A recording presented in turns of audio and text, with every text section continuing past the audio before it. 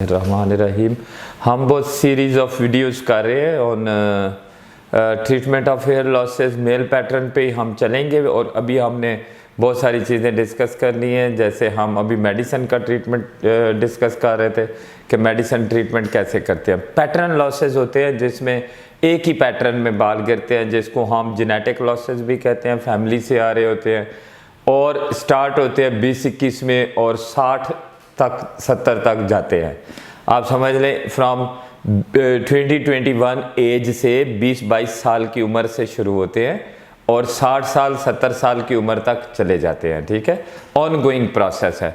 हम इसके अंदर मेडिसिन दे के इंटरवीन करना चाहते हैं, हम उसके अंदर उसको रोकना चाहते हैं किसी भी स्टेज के ऊपर। जैसे अगर मैं ये कहता हूँ 20-22 साल में हम रोकना शुरू कर दें तो होपफुली बहुत चांसेस है, बड़े केसेस में मैंने देखा है कि हम उतनी बॉल्डनेस होने से बचा सकते हैं जो कि बगैर ट्रीटमेंट के हो जाएगी। अगर हम ट्रीटमेंट नहीं करेंगे तो क्या होगा, वो फुल शाइनिंग बॉल्ड हो जाएगा। और अगर ट्रीटमेंट करेंगे तो हो सकता है शाइनिंग बॉल्ड ना हो, बड़े चांसेस है। तो अगर दवाइयों से या किसी और हेल्पिंग इंस्ट्रूमेंट से बाल उस सर्जरी में बहुत ज़्यादा सर्जरी में आने से बच जाएं या बॉल्ड होने से बच जाएं या थोड़े गिरे और दवाइयों से ये हम मसला हल कर लें तो कितनी बड़ी बात है। देखें, वरना मल्टीपल सेशंस ऑफ सर्जरीज करने से पूरा कवर नहीं होगा। मैं आपको बताऊं, वो वाला वापस नहीं आएगा। हम कैमोफ्लेज करते हैं कि हम कहते हैं कि हम ये इल्यूजन डेंसिटी क्रिएट कर देंगे, इतनी थिकनेस बना देंगे, ये कर देंगे, वो भी बहुत अच्छे डॉक्टर के पास आप जाएंगे, अदरवाइज आपका डोनर ही रुइन हो जाएगा।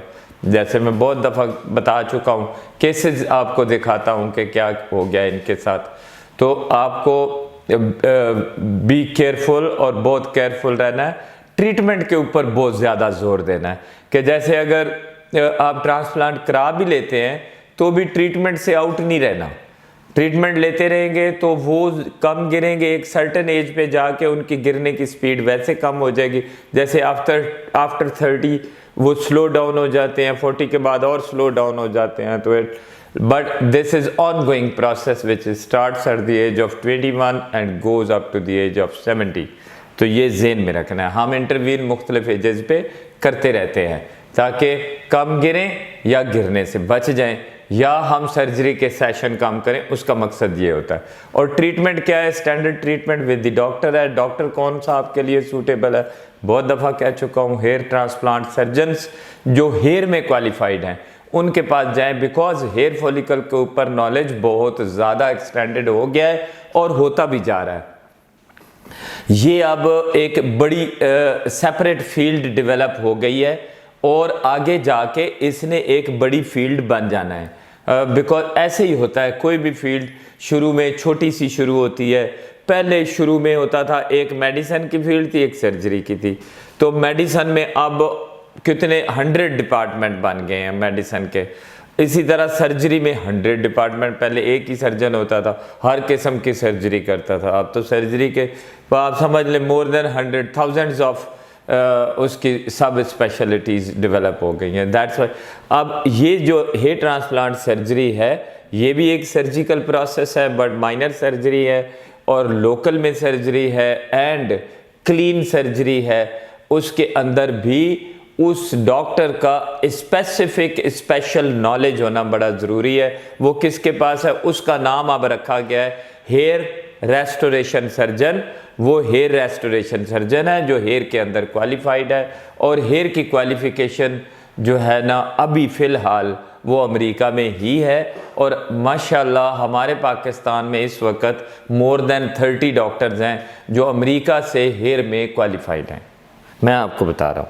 तो बहुत पहले 5-6 साल पहले 1-2-3 थे, अब जो है ना मोर देन 30 हैं और होपफुली अगले 2-4 सालों में वो 100 तक पहुंच जाएंगे इंशाल्लाह। जो what I am expecting is, और मेरी दुआ भी है कि बहुत सारे लोग हेयर ट्रांसप्लांट के अंदर आएँ और उसके अंदर फ्लरिश करें और उसके अंदर क्वालिफिकेशन दें।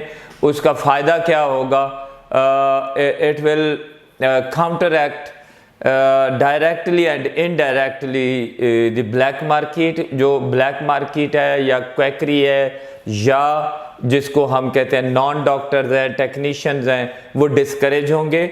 और जब आपके पास क्वालिफाइड पर्सनस हर जगह पे एवरी रीजन अवेलेबल होंगे एवरी टाइम, तो फिर लोग क्वैक्स के पास कम जाएंगे और कभी भी नहीं जाएंगे होपफुली, बिकॉज जब उनको अच्छा डॉक्टर अवेलेबल होगा अपनी टेरिटरी में, तो why would they be going to quacks और नॉन डॉक्टर्स के पास क्यों जाएंगे।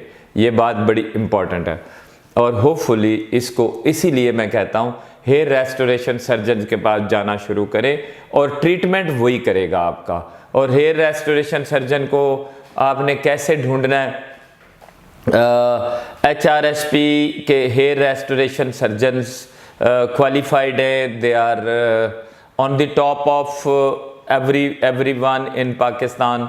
वो क्वालिफाइड हैं, वो ट्रेंड हैं, वो उनको ट्रेनिंग रोज़ मिलती है, उनका एक्सपोजर बहुत ज़्यादा है, they are in contact with the whole world. इसलिए मैं कहता हूँ जब भी आप पाकिस्तान में कोई हेयर का डॉक्टर चुने तो HRSP को चुने सबसे पहले।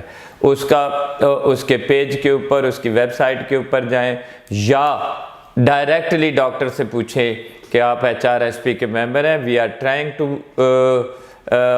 Highlight everyone who is member of HRSP। अगले उसमें कुछ दिनों में, कुछ महीनों में आपको लगेगा HRSP के डॉक्टर आपकी टेबल पे होंगे, उनके नाम होंगे और आपको पता होगा कि who is member of HRSP in your own region. आप उनमें से किसी को भी अपने लिए सिलेक्ट कर सकते हैं। ये चीज़ है। जो मेडिसिन का क्राइटेरिया उसको हम अगली वीडियो में डिस्कस करेंगे।